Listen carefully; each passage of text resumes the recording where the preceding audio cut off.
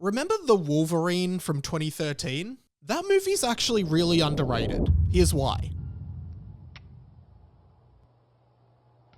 What is up, guys? Mike here. Welcome back to my channel. Make sure you hit the subscribe button for more pop culture content like this. Let's get into it. Okay, so Deadpool and Wolverine was such a big pop culture moment of 2024, and I thought because of that, I wanted to rewatch some of the old X-Men movies, and I started with the Wolverine from 2013. Of course, this is the second of 3 Wolverine movies, the first being X-Men Origins Wolverine, and the third being Logan. And Logan is commonly hailed as the greatest of this trilogy, and the other two are always sort of like meh in their reception from fans and critics alike. But rewatching 2013's Wolverine, I actually think this movie is underrated AF. It's genuinely a really good action and superhero movie, but it also is like this great exploration on like life and death as well. Plus, I'm a massive Japan nerd. I've actually been 4 times, and I love anything related to Japan. And of course, in this movie, Wolverine goes to Japan. I'm not going to Japan. It would be dishonorable for you to refuse this request. Well, apologize to Mr. Yashin. I'm not going to Tokyo. So the whole movie centers around Wolverine saving a Japanese soldier as a prisoner of war from the Nagasaki bombings, I believe, in World War II.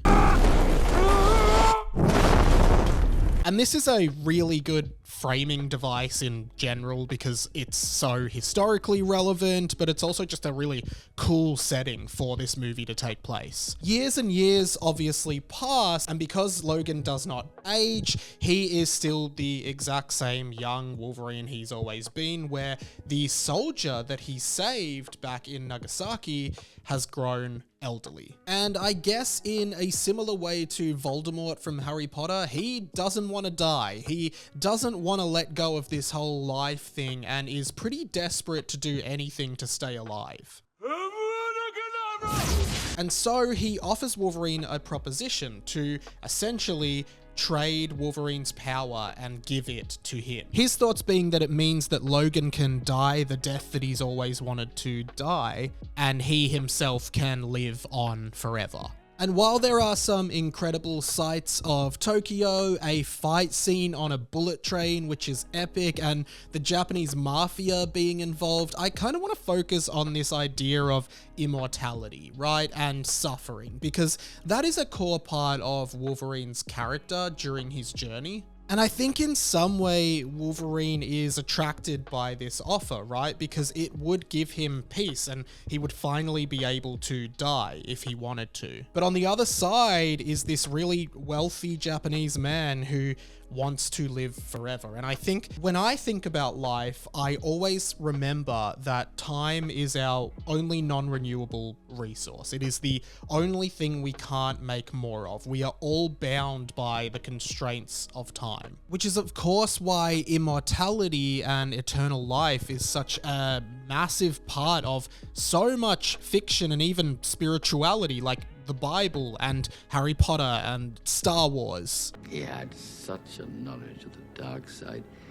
he could even keep the ones he cared about from dying.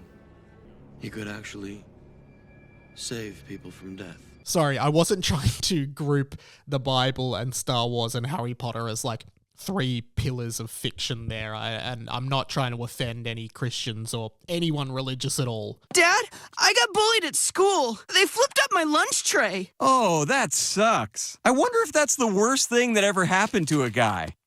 Whoa. Whoa! Billy, this guy in this book here, he's really getting the business. The point I was making is just that these themes are so prevalent across pop culture because death is the great equalizer of humans, which is what is explored so much in this film. And after briefly considering this offer, Wolverine responds by saying, "You don't want what I've got." And I think this is a very profound statement, and this idea that immortality is in fact a curse not a blessing. Of course, we all have this idea of living forever and, you know, being healthy forever, but Logan's own experience of immortality is that it's not good. There's a lot of pain, there's a lot of suffering. You watch everyone else die around you, you feel pain, but it never comes to an end. And I think it's such a great exploration of this desire of humans to live forever, but the reality behind that not being as positive. And we see this concept play out in Harry Potter, where Voldemort's quest for immortality leaves him becoming less and less human as time goes on. And it even reminds me of Pirates of the Caribbean, the original, in which the cursed pirates explain that no matter how much they starve to death, they will never die. For too long I've been parched of thirst and unable to quench it. Too long I've been starving to death and haven't died. And in the Wolverine, extreme lengths are gone to harvest Wolverine's power. That's where the Silver Samurai comes in after Yoshida fakes his own death and sort of artificially keeps himself alive in this machine. But ultimately, he is killed and finished off by his own granddaughter, who can tell that him being immortal is not going to be a positive thing. It's me, your grandfather. I buried my grandfather. And in a way, I always think about like the power dynamics involved if someone truly was immortal. Because if you knew you had no risk of death, you could really take any risk and do anything and become the most powerful person in the world. And as I said, death is this great equalizer for human beings. It doesn't matter who you are, whether you're rich or poor, whether you're attractive or unattractive, whether you're fit or unfit, eventually we'll all meet the same fate.